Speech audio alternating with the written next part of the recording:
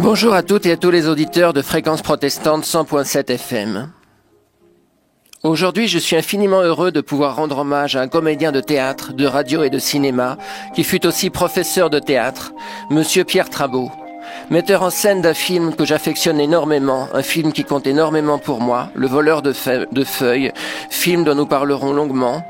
Je souhaiterais tout d'abord proposer à Madame Trabeau, Madame Nicole Trabeau, de nous parler de Pierre Trabeau et de nous dire quel homme il était. D'abord, merci Nicolas de me donner l'occasion sur Fréquence Protestante de célébrer la mémoire de mon mari qui nous a quittés en février 2005. Eh bien, je dirais que c'était un homme qui était profondément humain et généreux. Il était bon au sens noble du terme et il était animé d'une foi véritable. Il avait une grande exigence envers lui-même et donc envers les autres, et quelquefois il pouvait être intransigeant envers les autres. Mais c'était un homme joyeux, c'était un homme rieur, c'était un titi parisien, il en avait la gouaille. C'était aussi un homme courageux, il a affronté les deuils et la maladie avec beaucoup de dignité. Il était animé d'un profond amour de la nature, c'était un expert en champignons, il parcourait les bois, les champs avec son chien de chasse, Astérix. Il avait un attachement profond pour les bords de Loire. Il allait à Chaumont-sur-Loire pêcher et puis surtout méditer, contempler et retrouver la sérénité. Et j'ajouterais enfin que c'est quelqu'un qui avait gardé une part d'enfance. Il avait un contact extraordinaire avec les enfants qui le lui rendait bien. Alors, chère Nicole, pouvez-vous nous parler maintenant du comédien et de nous dire également quelques mots sur la carrière de Pierre Trabeau ? Alors, il avait commencé par des études d'architecture aux Beaux-Arts. D'ailleurs, il a toujours dessiné, fait des croquis. Mais très vite, il s'est rendu au cours de René Simon, qui a été son maître et son influence pendant toute sa carrière. Il partageait cet amour de René Simon avec Popek, avec Jean-Laurent Cochet. Il avait une passion et un respect profond pour son métier de comédien, même s'il répétait « mais ce n'est pas un métier ». Il réfléchissait en permanence sur l'interprétation et ses secrets. Pour lui, le comédien doit s'efforcer de déjouer et non pas de jouer. Il gommait le superflu. Il a travaillé toute sa vie pour atteindre l'essentiel, donc la vérité de ses rôles. Il aimait les gens, il les observait. C'est pour ça que son inspiration d'artiste était nourrie. Et cette part d'enfance, je crois, on la voit dans son regard qui était si lumineux et cette fraîcheur d'interprétation. Alors pour sa carrière a été très multiple car lui ne faisait pas de hiérarchie entre le cinéma, le théâtre, le doublage. Donc au cinéma, il y a eu des rencontres capitales, je les rappelle parce que beaucoup ont vu ces films. Il y a eu Becker et Rendez-vous de juillet. Il y a eu Le Défroqué, Pierre Freinet. Il y a eu Les Chiffonniers d'Emmaüs, l'histoire de l'abbé Pierre. Il y a eu Normandie Niemen qui lui a fait découvrir la Russie pendant 4 mois de tournage et il en a rapporté un grand amour des Russes. La guerre des boutons, ce film adoré des enfants où il joue l'instituteur qui lui ressemble comme un frère. Et puis il y a eu la rencontre avec Bertrand Tavernier qui lui a donné des rôles dans 2 de ses films. Au théâtre, il a fait de nombreuses interprétations. Je relèverai simplement, pour l'anecdote, le rôle de Napoléon qu'il a interprété aux côtés de Jacqueline Maillan dans Madame sans gêne. À la télévision aussi, des grandes rencontres. Bernard Clavel, qui vient de nous quitter, avec qui il avait tourné Légion. Et puis surtout Jean Cosmos, ce grand metteur en scène, scénariste, adaptateur, avec qui il a fait 6 films, dont La Trêve. À la radio, il a à la fois participé à des feuilletons, les maîtres du mystère, que tout le monde a encore dans l'oreille, où il interprétait les textes de Jean Cosmos, de Jean Châtenay, mais aussi toute l'Académie française, les textes de Ionesco, de Druon, de Decaux, de Obaldien. Le doublage, il a été très actif sur les plateaux de doublage. Les dessins animés, il était la voix française de Popeye, de Daffy Duck, de Joe Dalton, de Tortue Géniale. Et puis surtout tous les rôles d'Astérix qu'il a interprétés avec son frère choisi, Roger Carrel. Il a été la voix française de Marlon Brando, de Paul Newman, de Dustin Hoffman, de James Cagney, tous acteurs qu'il admirait profondément. Et à la fin de sa carrière, il a eu besoin de transmettre à son tour ce qu'il avait reçu, ce qu'il avait élaboré pendant sa vie de comédien. Et il a accepté la proposition de Jean-Laurent Cochet de devenir professeur d'art dramatique à ce cours qui est un des plus célèbres de France. Alors Voilà. justement, nous allons en parler avec monsieur Rotem Jacquemann. Cher Rotem, vous avez été l'élève et l'ami de Pierre. Vous êtes vous-même comédien. Vos liens d'amitié ont continué après que Pierre Trabeau ait quitté ce monde, entre vous et Madame Trabeau. Et vous êtes le webmestre du site Pierrot et ses amis.fr, sur lequel on peut trouver tout ce qui se rapporte à ce merveilleux acteur, et également commandé par correspondance le DVD du film Le voleur de feuilles. Alors parlez-nous de l'importance qu'a eu dans votre vie et dans votre parcours professionnel l'enseignement artistique et humain de Pierre Trabeau. Eh bien, tout d'abord, merci de me recevoir. Et j'aimerais dire aussi que je parle au nom de tous les élèves du cours, puisque beaucoup d'entre eux pourraient être là et dire la même chose que moi. Je le sais, je les connais. Je tiens juste à rappeler que le cours Jean-Laurent Cochet est probablement l'un des tout plus prestigieux cours d'art dramatique en France. Voilà, exactement. Et donc pour ceux qui ont vu le film Le voleur de feuilles, Pierre était exactement comme ça. Hein. C'était pas un professeur. Il le disait lui-même. Je suis pas un professeur, pas dans le sens de professer, d'enseigner une technique ou une pédagogie qu'on a élaborée, même si c'est honorable. Hein, mais c'est juste que ça ne lui correspondait pas. Pierre, c'était un rendez-vous tous les mardis avec un grand comédien, entre un grand comédien et des aspirants comédiens. Qui venait au théâtre de nous. C'était une sorte de rendez-vous poétique avec un rituel. D'abord, il commençait à nous laisser discuter entre élèves, et puis il venait discrètement avec son magnétophone à cassette qui quittait jamais. Et puis ensuite, il passait du jazz et il commençait à danser dessus, voilà, pour nous mettre en appétit, pour nous réveiller un petit peu, pour réveiller le corps. Il disait que c'était important de savoir bouger, d'avoir du rythme, de désempoussiérer les neurones, voilà. Puis après, il nous racontait des anecdotes, parfois hilarantes, parfois un peu touchantes. Il passait d'une histoire avec des grands noms de théâtre qui nous fascinaient à des petites histoires avec... par exemple, un cafard intelligent qui n'arrivait pas à écraser, des choses comme ça. Voilà, c'était très drôle. Il cachait sa grande intelligence et sa sagesse sous une apparence comme ça de blagueur, de titi, de petit garçon espiègle. Et nous, ça nous plaisait énormément, bien sûr. On travaillait aussi des scènes de théâtre, bien entendu. Donc, dès qu'il avait réchauffé un peu l'atmosphère, on passait sur scène. Et ça, ce qui était fantastique avec lui, c'est qu'on pouvait passer n'importe quoi. On se permettait de lui passer des textes farfelus, des blagues, des numéros, des scénettes de Philippe Bouvard, des choses comme ça. On lui passait aussi des grands classiques, il adorait ça. Sauf la tragédie, ça l'ennuie un petit peu. Ouais, surtout parce que quand on est jeune dans le travail, on joue ça de manière un peu trop déconnectée. Il devait préférer la comédie dramatique. Exactement. À la tragédie. Enfin, ça l'embêtait un petit peu. Mais Pierre, c'était un regard extérieur, c'est une sorte de guide. Voilà, il était jamais complaisant. Et quand il était sévère, parce qu'il était sévère, c'était fait avec une telle bienveillance et un tel amour que tout passait. Voilà. Et on avait envie de travailler très dur. C'était motivé non pas par la crainte de lui déplaire, mais par le désir de le voir heureux. Vous voyez, et ça, je pense que c'est un moteur qui est beaucoup plus efficace. Du moins pour moi, en tout cas. Pour d'autres, beaucoup aussi. Pour beaucoup d'autres. Alors, Oui. Oui, pour vous, cher Rotem, Pierre Trabot représentait sans doute quelque chose d'autre, quelque chose de plus qu'un professeur. Bien sûr, complètement. Déjà, c'était un regard extérieur au cours. Ça, c'était très important pour nous, de toutes les manières. Même en tant qu'être humain, parce que vous savez, dans un cours, on voit pas nos défauts parce qu'on a tous les mêmes, hein, c'est normal, un peu comme dans une entreprise. Et lui, il voyait ça avec un regard extérieur. Et j'ai une petite anecdote. Une fois, il m'avait dit, je lui avais passé une fable comme ça. Il m'avait dit, mais pourquoi est-ce que vous arrêtez à ce moment-là? C'est laid.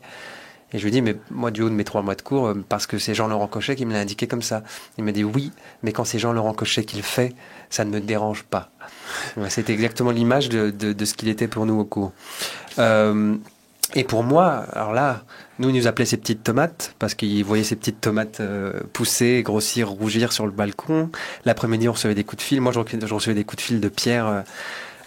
Et en décrochant, j'avais 5 ou 6 secondes de silence et je savais que c'était lui qui appelait pour me parler du métier, pour me parler de mes choix de scène, pour nous parler de plein de choses. J'adorais ça.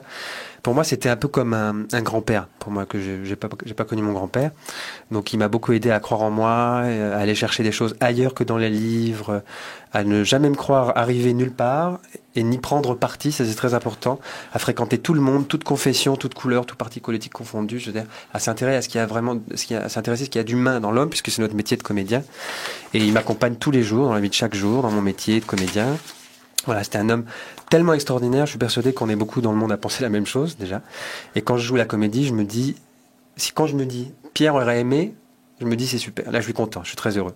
Et puis aujourd'hui c'est Nicole qui a pris le relais, et donc comme vous l'avez dit tout à l'heure, j'ai une grande amitié avec elle, je sais pas si vous l'avez remarqué, c'est pas sa moitié, c'est plutôt son double. Ouais. Alors, chère Nicole, comment Pierre est-il venu à envisager d'écrire, produire et mettre en scène ce merveilleux film qu'est Le voleur de feuilles et à en interpréter lui-même un des 3 rôles principaux? Eh bien, c'est arrivé à beaucoup d'acteurs. Beaucoup d'acteurs, à un moment de leur carrière, éprouvent le besoin de passer derrière la caméra, ne serait-ce que pour un seul film. Des amis de Pierre, comme Maurice René, comme Daniel Gélin, comme Jean-Louis Trintignant, comme Marcel Boisuffi, l'ont fait. Et donc il l'a fait, et il s'est mis à l'écriture, et cette écriture ont été un processus extrêmement laborieux, parce qu'il y avait un soin tellement particulier, méticuleux, qu'il apportait à la peinture de ses personnages, à la qualité de ses dialogues, toujours avec ce souci de vérité qui était le sien. Et son observation des gens a fait que ça lui a inspiré des scènes qu'il avait soit vues, soit vécues lui-même. Alors, dans le premier scénario, les 3 personnages étaient 3 hommes. Et Jean Cosmos, ce merveilleux scénariste qui travaille régulièrement avec Bertrand Tavernier, Jean Cosmos, il lui avait soumis son scénario. Et Jean Cosmos, qui était malicieux, lui avait dit « Je trouve que ça manque de femmes, ton histoire ». Et Pierre a tenu compte de cette remarque, et le rôle principal qu'il avait écrit pour Vittorio de Sica, oui. Eh bien, il l'a finalement transformé en un rôle pour Denise Gray, cette merveilleuse vieille dame, comédienne ultra perfectionniste et professionnelle, avec laquelle il a eu grand plaisir à tourner. Alors dans le film, on va retrouver tous les thèmes qui étaient chers à Pierre. C'est ce culte de l'amitié, de la solidarité entre les êtres dans les moments de solitude, de malheur, cette capacité de rebondir. L'amour éternel, les rues de Paris et le saccage des villes, le sentiment de la nature, une certaine nostalgie. Alors pourquoi a-t-il fait un film? C'était pas de la mégalomanie, c'était ce besoin dont j'ai parlé précédemment. Et pourquoi a-t-il été à la fois producteur, scénariste, dialoguiste, metteur en scène, interprète? Parce que comme nous étions coproducteurs du film, ça revenait beaucoup moins cher. Et il m'a même confié quelques rôles extrêmement épisodiques pour lesquels, évidemment, le producteur ne s'est pas montré très généreux dans le cachet. Et donc c'était un tournage à petit budget. Nous avons reçu l'aide du CNC, mais nous avons vécu une aventure qui était à la fois artistique mais surtout humaine. Son agent de l'époque, Patrice Martineau, avait réuni toute sa famille, ses frères, ses sœurs, ses enfants, ses neveux, sa femme, et toute cette tribu a participé, qui était bourrée de talent, a participé à l'élaboration du film. Alors le film, eh bien, il y a eu le tournage, c'était à l'image de la vie. Il y avait les côtés noirs et les côtés roses. Les côtés noirs, Ça a été la maladie dont il était frappé à ce moment-là et le traitement épuisant pendant le tournage. Ça a été la grivellerie de certains, ça a été la mort du distributeur du film pendant le tournage. Mais les côtés roses, ça a été cette solidarité merveilleuse de l'équipe technique et le soutien sans faille des interprètes, Denise Gray bien sûr, Jean-Pierre Castaldi qui a là son plus beau rôle. Pierre avait conçu son film comme un film choral et il avait écrit de nombreux petits rôles, tous interprétés par des amis qui étaient par ailleurs de grands comédiens ou qui étaient des voix connues du doublage. Jean-Pierre Darras, sa femme Corinne Lahaye, Paul Emmanuel, Jean-Claude Michel, Alain Floret, Guy Saint-Jean. Et ce film est sorti donc tant bien que mal, puisqu'on avait perdu notre distributeur. Mais il a été tout de suite soutenu, salué et soutenu par des hommes à qui je voudrais vraiment rendre hommage, des critiques, des historiens du cinéma, tels que Philippe Dugue, Philippe Ariotti, Olivier Barrault, Jean Aulé-Laprune, Pascal Rogard, qui est l'actuel directeur de la SACD, directeur général de la SACD, Claude Brûlé, l'ancien président de la SACD, et puis surtout le soutien constant et fraternel de Bertrand Tavernier, qui est un grand réalisateur, mais aussi un très grand cinéphile. Le film Le voleur de feuilles de Pierre Trabeau, sorti en France le 20 juin 1984, reste pour moi un superbe souvenir. Ce film est magnifique, tout simple. Il a la beauté, la grandeur, la force et la tendresse de ce qui va à l'essentiel. En revoyant il y a quelques mois cette œuvre faite de pureté, d'humanisme, de poésie et d'élégance, j'ai véritablement éprouvé un moment de véritable émotion, de profonde émotion. J'ai rajeuni de plus de 20 ans, à l'époque où tout jeune je l'avais vu sur FR3 pour la première fois. Me souvenant de ce qu'en avait dit Denise Gray, que j'ai toujours énormément admiré dans l'émission de Michel Drucker Champs-Élysées, juste avant sa diffusion, en soulignant à quel point elle était attachée à son rôle. Me souvenant également de la présentation qu'on avait faite Henri Chapier. Tous deux en avaient si admirablement parlé. Ils sont trois. Trois personnages singuliers, improbables tout comme l'est leur histoire et celle de leur rencontre. Isabelle, une Maude sans Harold, interprétée par la grande Denise Gray, qui trouve en effet ici l'un de ses plus beaux rôles, celui d'une vieille dame vivant dans un passé recomposé, le rêve et le souvenir de l'amour de ses 20 ans que la vie lui a volé, et qui se réfugie dans un imaginaire devenu sa réalité. André, un ancien jockey marchand de cravate à la sauvette, personnage malicieux, cocasse et tellement humain que joue remarquablement Pierre Trabeau. Et enfin Guy, colosse steinbeckien pour reprendre l'expression de Bertrand Tavernier, incarné par Jean-Pierre Castaldi, épatant lui aussi, hanté par la peur d'avoir tué sa femme pour l'avoir violemment frappé après qu'elle ait traité la mère de ce colosse de putain. La solitude, le hasard, l'amitié, le destin et la fatalité vont faire de leur rencontre un moment unique qui se terminera dramatiquement.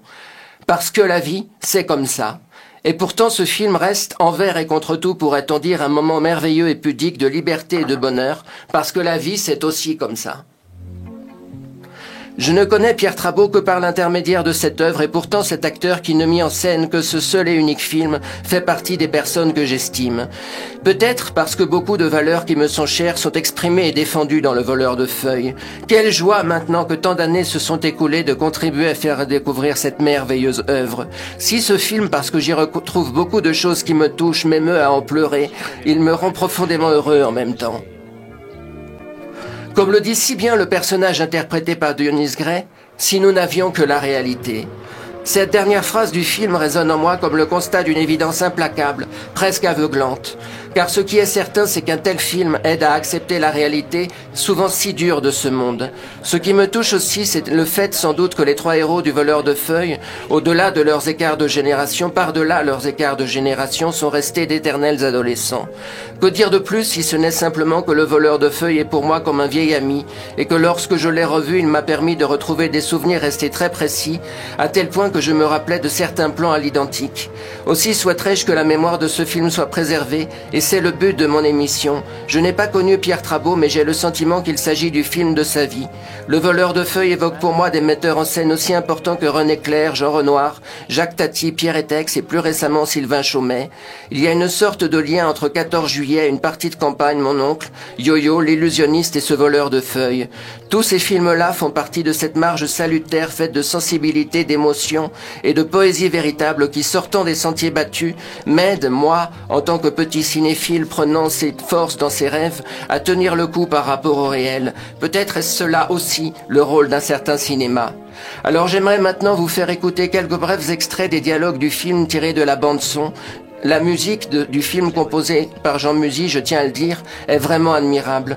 Je remercie notre directrice d'antenne, Madame Michel Gaillard, ainsi que Monsieur Christian Rollo, Monsieur Olivier Giraud et Monsieur Yannick Triou, qui ont permis, encouragé et soutenu le projet de cette émission.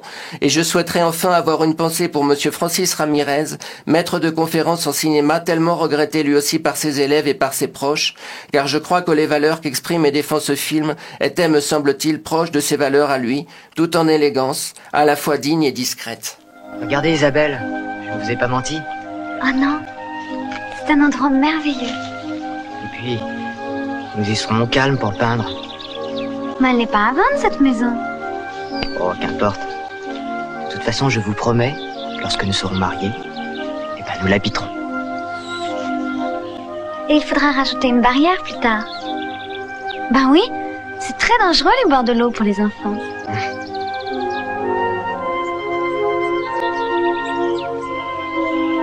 Comme ça? Oui, comme ça je suis plus tranquille.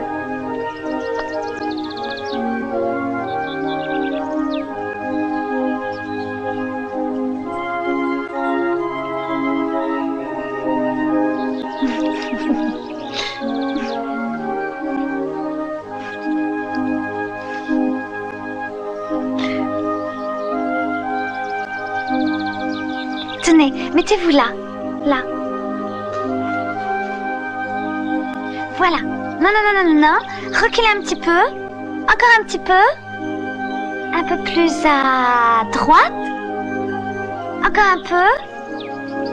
Voilà. Très bien, parfait. Souriez.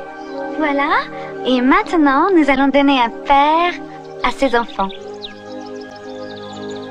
Voilà.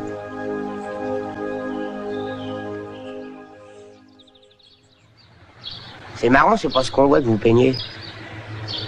Cette maison, elle n'existe pas. Moi, à votre place, je rajouterais une barrière. Ouais. C'est dangereux, les bords de l'eau, avec les mômes. C'était votre maison? Mon mari et moi, nous y avons vécu presque un demi-siècle. J'en étais tombée amoureuse, en me promenant sur les quais, juste derrière vous. C'était tout de suite après la guerre. Celle de 14, bien sûr. Vous peignez le passé. C'est ça, oui. Dans le mien, il y a toujours eu des chevaux. Et il y a longtemps qu'il y a ce truc-là à la place de votre maison? C'est à cause d'elle que j'ai déménagé. Heureusement, mon mari n'était plus là pour le voir. Bah, on est un peu pareil. Moi, c'est ma proprio qui m'a foutu à la porte. Et dans le genre tour, elle est pas mal non plus. Il y a longtemps que... Que quoi? Qu'on vous a... enfin... Oh, elle m'a donné 3 jours pour faire la malle. Enfin, pour déménager, quoi. Ah. Alors vous allez habiter où maintenant? Oh, j'en faites pas, je me suis toujours débrouillé. Alors? Ça va comme vous voulez?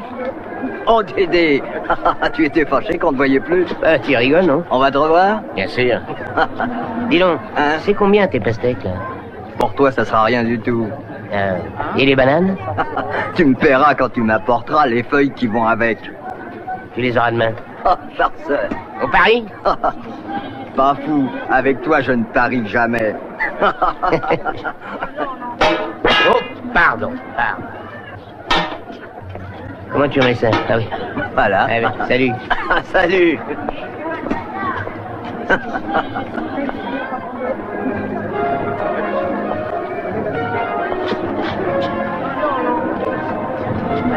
Dis-moi, j'ai pas bien compris, c'était quoi ton métier avant? Voleur de feuilles. Quand j'étais jeune, mon père il m'emmenait pêcher avec lui sur les étangs. Mais c'est surtout la chasse qu'il aimait. Ça, j'aurais bien aimé. À la tombée de la nuit, on allait faire la passée. On se cachait derrière un arbre, sans bouger, sans parler, à attendre que les canards arrivent. Des soirs, il faisait si froid que je sentais plus mes oreilles. Ça, j'aurais moins aimé. Quand les canards s'étaient posés trop loin, on prenait le bateau pour s'approcher. Mon père, pour pas faire de bruit, faisait glisser la barque, en se servant de ses mains comme rame. Même quand l'eau était au bord de tourner en glace. Faut le faire. C'était quelqu'un, tu sais. Il est mort? J'avais 12 ans quand il est parti avec une cliente. Une cliente? Oui, mes parents avaient un café au milieu des marais. La clientèle, c'était surtout des chasseurs, des pêcheurs. Il y en avait même qui passaient la nuit dans des huttes au bord de l'étang. Non, le poisson il est gelé, hein. Tiens, passe-moi la bouteille. Ah non. C'était chauffé. Il y avait même la lumière à l'intérieur. Et des lits aussi.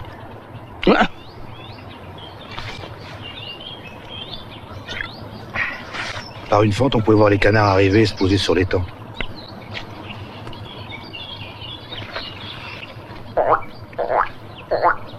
Il a tout laissé tomber?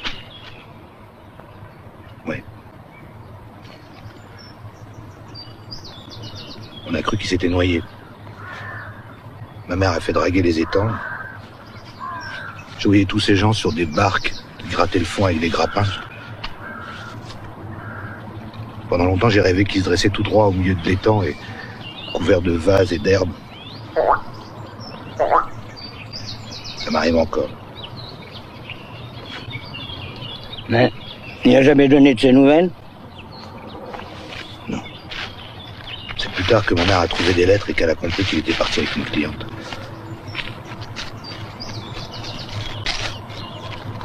Alors tu sais pas qu'il est mort ou... Non. Quand vous viendrez à Paris pour voir votre oncle, vous saurez où habiter maintenant, hein? Oui. C'est vrai cette histoire de logement qu'on lui a promis? Oui, c'est vrai, oui. C'est drôle. Depuis que je vous ai rencontré, tout a changé. J'ai la sensation de me réveiller après un long sommeil. Il se peut qu'un jour ou l'autre, il me faille un chauffeur. Un chauffeur? Oui, je suis encore alerte, mais les aiguilles tournent à une rapidité folle à un certain moment. Vous êtes aussi solide que votre voiture. Oui, mais elle a 20 ans de moins que moi. Bon.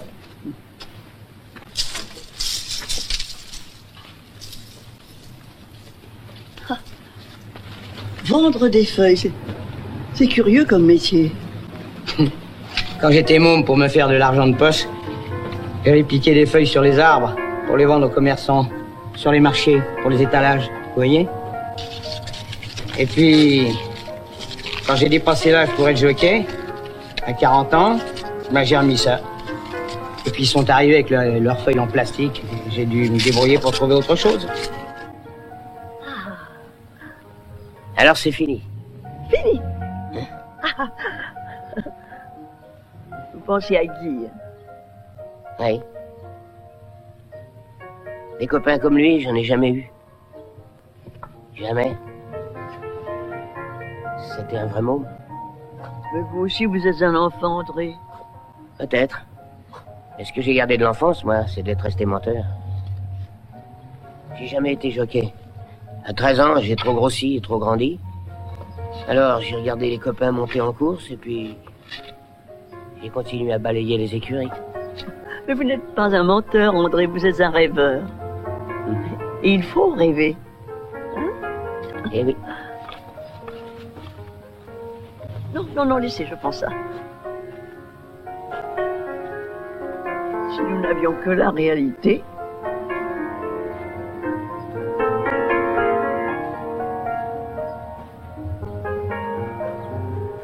Merci infiniment à Madame Nicole Trabot et à Monsieur Rotem Jackman. J'ai été ravi de faire cette émission. Je vous rappelle le site pierrotetsesamis.fr sur lequel vous pouvez trouver le DVD Le voleur de feuilles.